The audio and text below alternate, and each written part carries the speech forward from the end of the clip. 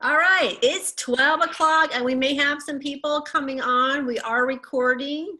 Last time I made the mistake of not recording and disappointed some people. And I know we have many people who cannot be here because all good things always happen at the same time. And today is no exception. I really appreciate your being on.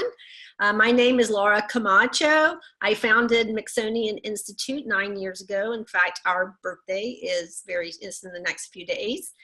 And for those of you who don't know me, I've been in Charleston since 2009. I am a native of the Low Country. I was born in Hampton, grew up in Atlanta, lived many places in the world, and have a PhD in communication, which I didn't just start talking about this yesterday. I worked with the Stephen Covey group in Caracas, Venezuela, then moved to Greenville, North Carolina, where I got into the academic world for 9 years, and then I started Smithsonian.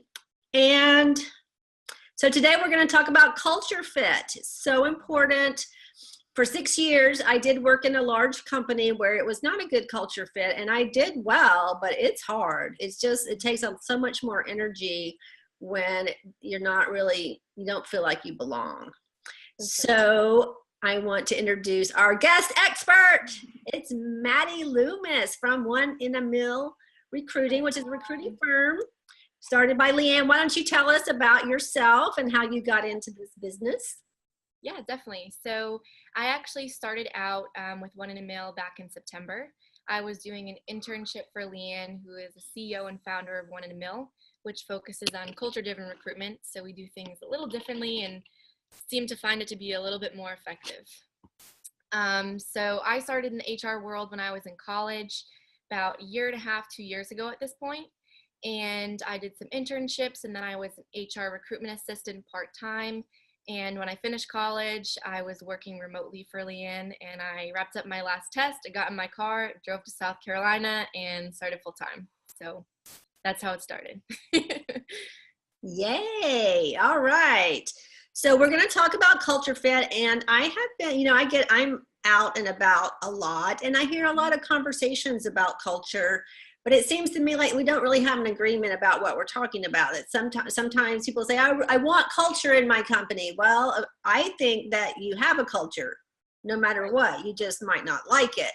Just having a pool table is not culture, right? So since you're the expert, why don't you explain what exactly company culture is? Sure, yeah, that's a great question.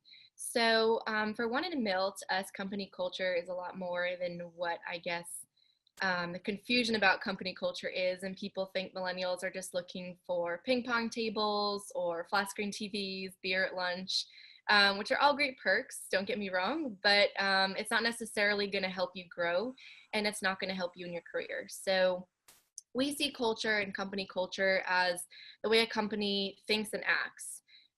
And there's a great quote by Simon Sinek, I think I'm pronouncing that right. Yeah, I think and basically that quote just centers around the fact that if you hire people who share your mission and your passion, they're going to work for you with blood, sweat, and tears. So they're going to go the extra mile to help your company culture grow in a positive way, and they're going to help people feel valued and respected in that company.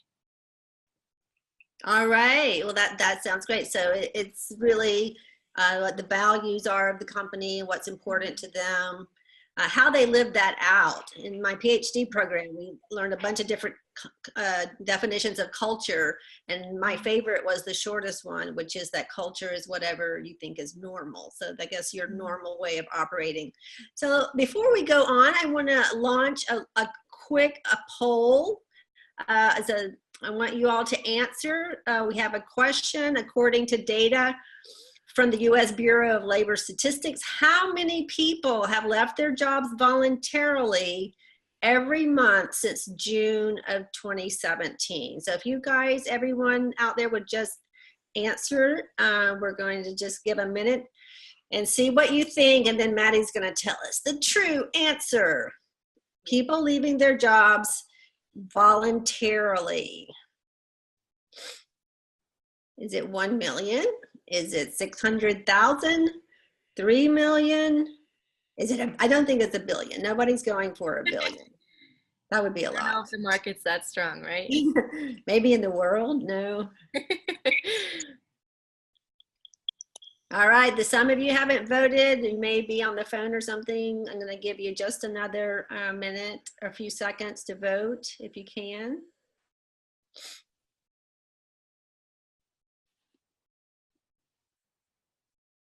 There. All right, I'm going to end this poll. Then we're going to see, everybody should be able to see the results. So most people thought it was 1 million. Some people, what I thought was 600,000, and a few people guessed 3 million. So Maddie, what is it? It is 3 million. So those who guess that, you are correct. Which is kind of shocking because you think 3 million every single month since 2017 in June. That's a lot of jobs being left. And I think a lot of that is to contribute to the company culture and people not feeling valued. So Right. Not feeling valued, not feeling appreciated. That's the number one reason why people voluntarily will leave a company. Because I think everybody has this deep human need to feel appreciated. Well, let's say that we'll start first with that you're job seeking, that you're looking for a job right now. And, there's what the company says is their culture and what it really is. Like, how can you ask the question without coming across as, like, wow, what are you really like? Well, I think that there are ways to do it without even having to ask the company. And I think that's preparing yourself before you even go into the interview. And that's an important step as a job seeker, and also on the client side for them to know what they're seeking. So whether you're an employer or trying to be an employee, you should have a list of kind of what you're looking for, what you don't want, what you do want, what you can tolerate, what you can't compromise on, and use that kind of as your guiding board towards the jobs you're looking for. So that if you do have a few jobs that you're interviewing for or you're interested in, you can go back after you've done the research and do a checklist and say, okay, well, from the start, I didn't want this, so I'm not going to compromise on it just to have a job. I'm not just going to fill a warm seat and be a warm body if I'm unhappy, because that's going to lead to them leaving within a few months, and then the retention rates, and it's not a good idea. So that's the first thing, and the best advice that I could give a job seeker is to figure out what you want and what you need first, and then use social media to your best advantage, because everything is out there on the public web. You can search who works there, the executive leaders on LinkedIn, the pages that they like, the past positions they've been in. You can see how fast or how slow they've grown within the company, and that might differ obviously based on merit. But just taking a look at those things, looking on Glassdoor to learn about the hiring process and what to expect from that company, maybe the salaries, because that's a tough question also just blatantly ask in an interview, and we definitely don't advise you to do so. So, kind of just stalking the company, and we say that lightly, like, don't go into the interview and ask about their Aunt Susan that you found on Facebook, but maybe just looking at their team leaders and who you'd be reporting to and what would be expected of you. A lot of companies have Instagram now, so see how they're marketing themselves and then compare it to how you market yourself. Are your values aligning? Do you share similar purposes? And do you think that would be somewhere where you could actually fit in long term? Okay, I have a specific question on that. As a card-carrying, committed introvert, and I walk into, I do my trainings are mostly on companies, so I go into a lot of different companies, and when I see these big open workspaces, it just makes me cringe a little bit to think about working with, in front of everybody, and how do you have phone conversations. So if I were looking for a job and I saw that big open workspace, would that be like a sign that I'm not going to fit in? Not necessarily. I think that you could have that, but then if you needed to make a phone call, they might have a smaller office that you could utilize. So finding out what resources are available to you in that position with that type of personality is also very important. I'm not one who is shy in those types of matters, so it's hard for me to, say that would turn me off, but it's very real for other people. So that's one thing that in your list, if you said, like, I do not want to work in an environment where people are going to hear my conversations or know what I'm doing, and I'm not going to have that privacy that I want, then that might not be a good culture fit for you. But if they have the resources for you, or there's other people who work there that are like that and are similar, that's a great question to ask when you go into your interview to find out if it is a good fit for you or not. All right, well, let's go back to the hiring side. We have a lot of people here on this call who work in HR or just are heavily involved in hiring. The economy is booming and lots of hiring going on. So when you're talking to the employee, of course, or candidate, sorry, everybody's on their best behavior. How can you really discern if this person is going to fit into your team and culture?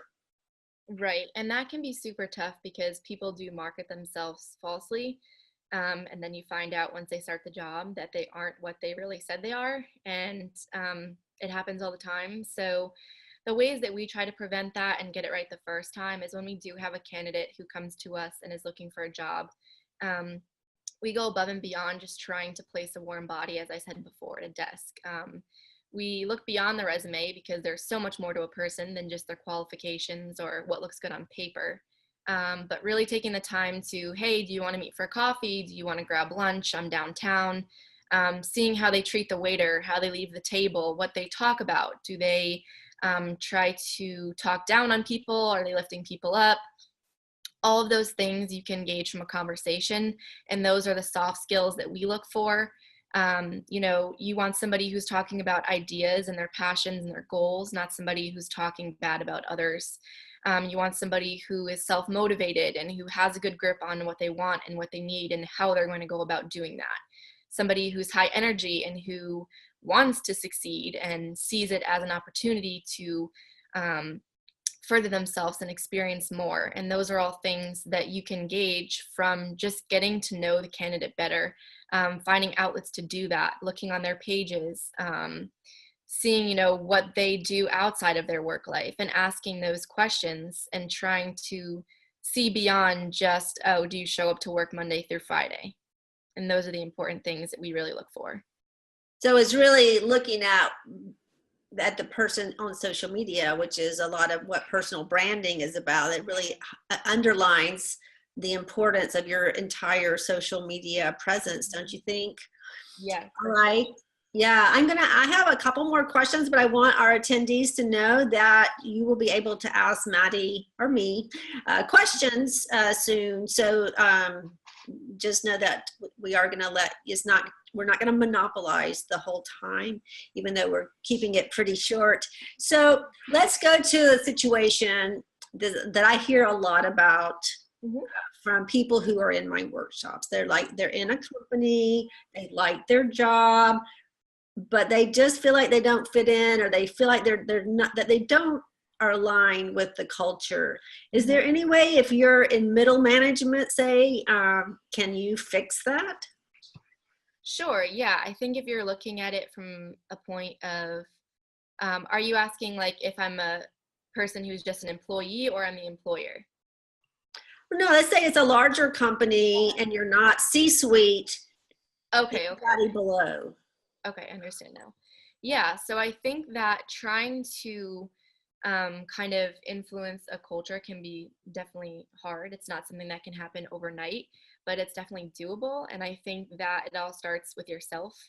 A lot of people will complain about their company culture, but they're not doing anything themselves to try and change it. So they're kind of just tagging along with the company culture, even if it's toxic or negative, but they're not bringing change to try and influence other people around them. So even if you're not making the decisions for the company and you're not a C-level exec, you could have a whole department around you that you could influence. And there are several ways to go about that, but we like to think that if, everybody's walking into the office grunting at their coffee in the morning, be the person who walks in smiling, saying good morning and asking people how their night went or how their kids are, whatever you can find a personal connection with them on.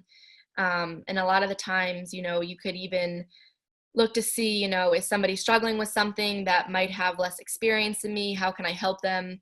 Or can I learn something from somebody else? And how can they help me? building these kind of connections and relationships in the workplace is not only going to help build your team and strengthen your relationships within your team, but it's going to kind of have an effect on everybody. You know, if you work in a small department in a larger company, people are going to notice, oh, hey, you know, HR, communications, or whatever department seems to be really, you know, getting on the ball of things, and they're working harder, and people are smiling more and are more happy to be here. People notice those kind of things. You know, even if, I don't know, where I'm from, the Patriots win, you go into Dunkin' Donuts and get them some donuts and bring it to the office and celebrate. If somebody has a good success in their life or in the workplace, they overcome a challenge, celebrate those successes as if they're your own, because again, if someone feels valued and appreciated, they're always going to do more than what's expected of them. So I think that relates on both the employer side and as an employee. And can you tell us any stories about interviews where either a candidate or employer has seen something and it's like, red flag, this is not a culture fit? Yeah, it happens a lot. And I think that a lot of it is just based off of, you know, none of it's good or bad per se. You know, it's not like someone's getting on the phone and they're like, this person's a horrible person and there's no way that I'd ever work with them. It's more of just as what we were talking about before, and that their values just don't align. Some people just want to go into work Monday through Friday, 9 to 5, make their money and leave. They don't care about the company culture. They don't care if they're growing. They just want to get their paycheck and they're out of there. To me, that seems like a very boring career. But for some people, it's not. And they're fine with that and they're satisfied with that. So sometimes it's a means of a client wanting somebody who's super high energy, who, you know, has a list of goals ahead of them, who wants to contribute this, this, and this to the company after they've done research. And when you have that kind of, I guess, disagreement, or they don't align their values, then it's tough. Like, we've had candidates who will call and say, well, you know, I need this amount of money no matter what the company culture is like. And they're not willing to budge even on $2,000. And those are the things that are red flags, because $2,000 to having personal growth into a role that could give you $20,000 more is a very short-term loss. So it's things like that that we handle on a daily basis, and it's tough to try and find that fit. But when you do, it makes all the difference. And is there a specific question that you should ask a candidate? Let's say that, because I had this happen many times, that I didn't get to do the first interview in this position, but then several candidates would be brought to my team for all of us to interview. And what's a good question to bring up culture fit for that candidate? Well, we actually have a lot of different questions that we have candidates ask the employers, but I think from an employer side, just kind of asking them, like, being transparent and asking them exactly what you want to know is the best way to go about it. Because there's a bunch of, like, if you Google like tough questions to ask candidates in an interview that will throw them off and show you who they are, like, those kind of things might work, but if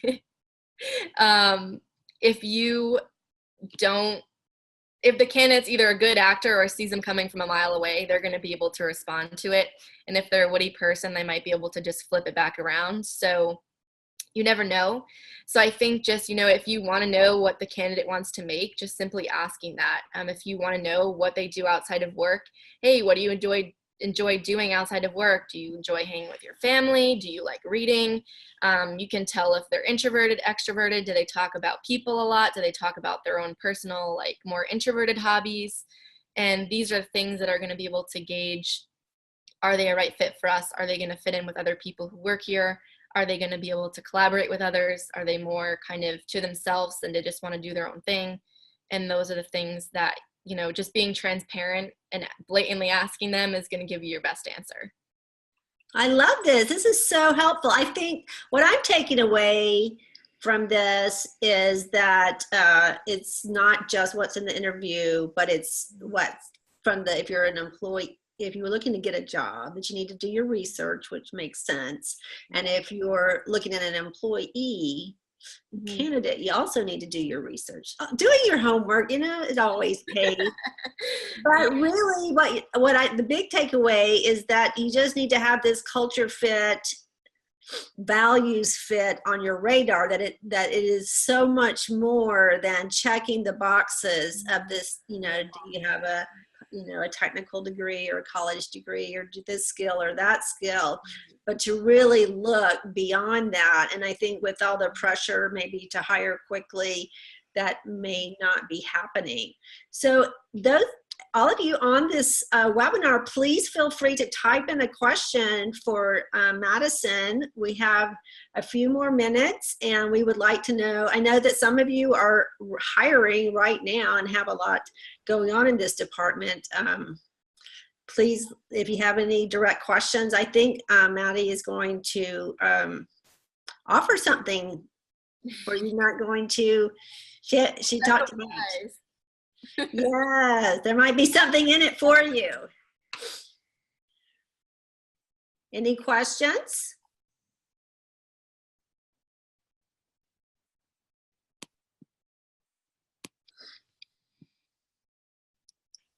I'm not seeing any. Are you seeing any? I don't see any questions.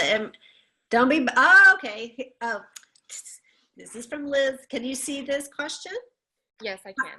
Okay, so I'll read it and then you answer it. I'll read it I don't know if everybody can see or not. How quickly do you think the employee needs to wait to decide it's just not a good cultural fit? Oh, and the employer, how long? And then another question is, what are your favorite questions to ask an applicant? So you have 2 questions there. Okay, awesome. So for the first, answer your question, Liz, I think that it really depends on the candidate. Sometimes candidates come in and they're an open book and you can connect with them right away on the first interview. And then sometimes it takes 2 and 3 because it might be, more introverted, or you might not have that connection right off the bat, and you have to kind of grow that connection and find something to connect with them on. And so I don't think that there's a limit. We have companies or clients who, they'll have them on site first thing after we screen them, and they're ready to hire after that. And then we have people who want to screen them first after we screen them, and they want to have them on site 3 times, 2 times, sometimes 4. They'll fly them out from different places. So I think it really depends on how quickly you're able to gauge if that person's the right fit. I don't think that there's like a one size fits all answer to that question. I'm sorry. I would piggyback onto that. So you think it's really an intuitive feeling that I know this person or I don't? Yes. And I think that as a recruiter, I get that feeling sometimes because some people will seem great over the phone. They're friendly.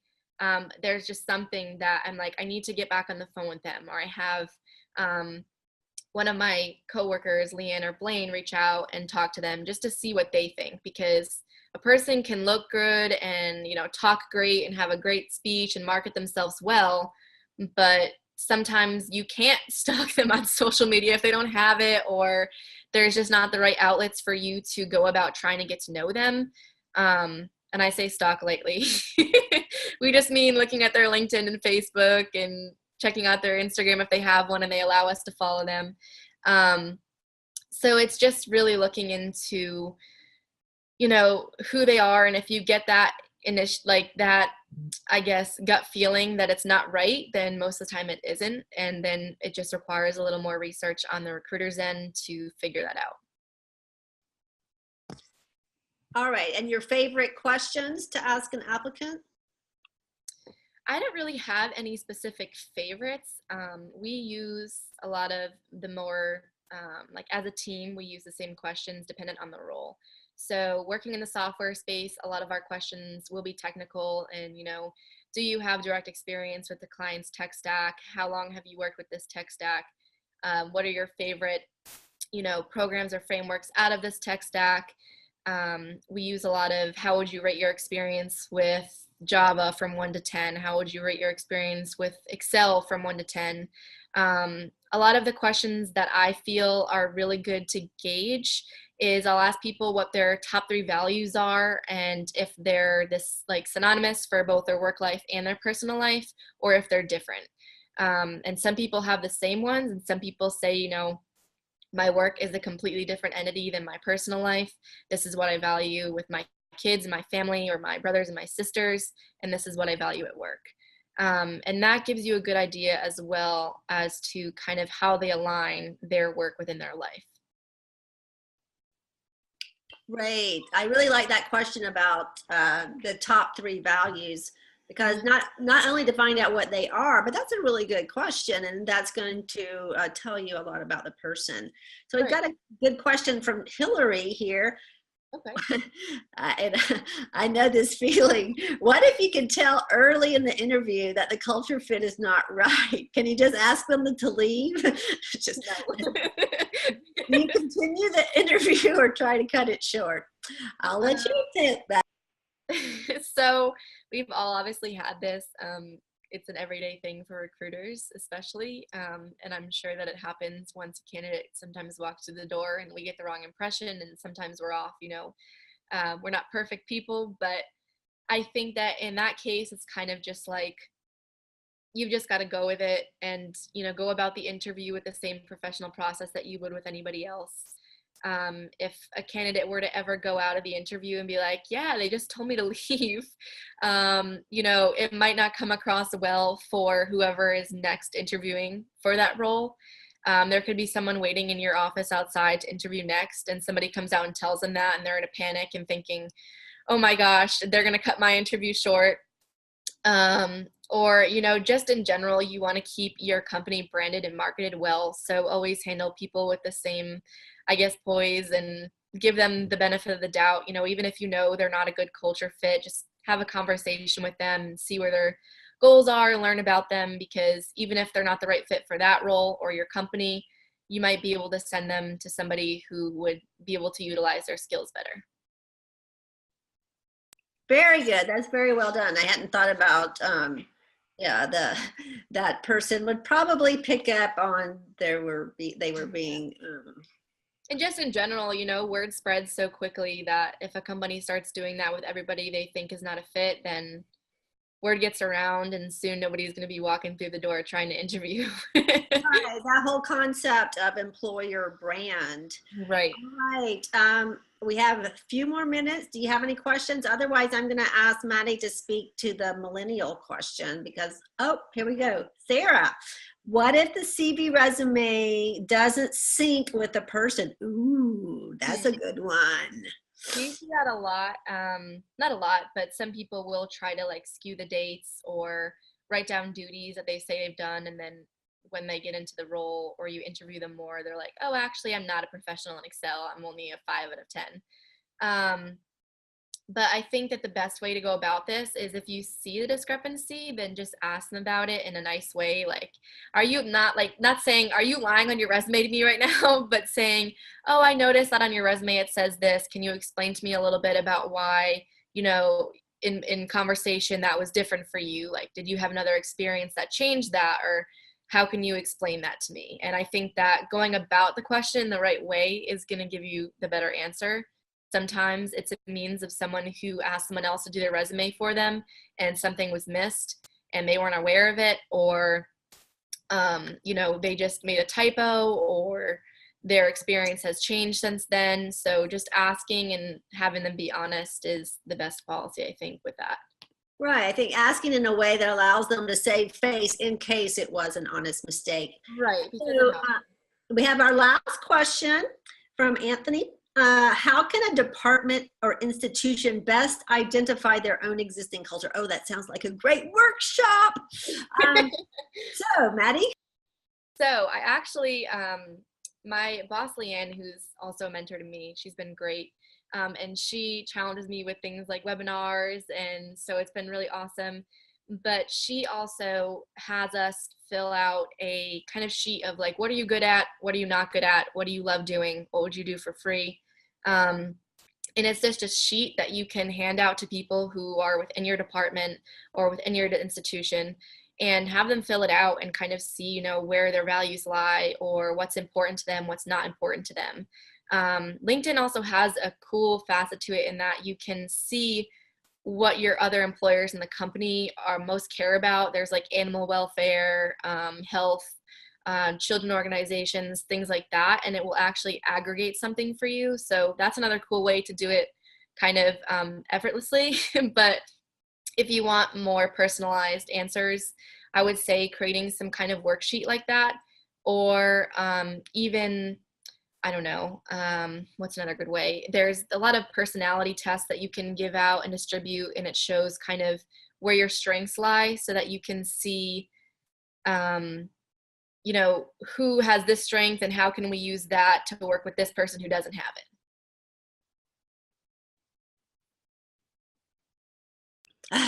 All right, we are out of time. I do want to say that I just want to add, SurveyMonkey is a great, quick and dirty tool for that kind of research. Oh, You yeah. put Yep. some questions and do it even quarterly, and you don't have to get the questions perfectly the first time. All right, goodbye everyone. Thank you so much. We will send out the recording. Thank And you. we loved Check out having our you. website. Yes. See you. All right, bye-bye.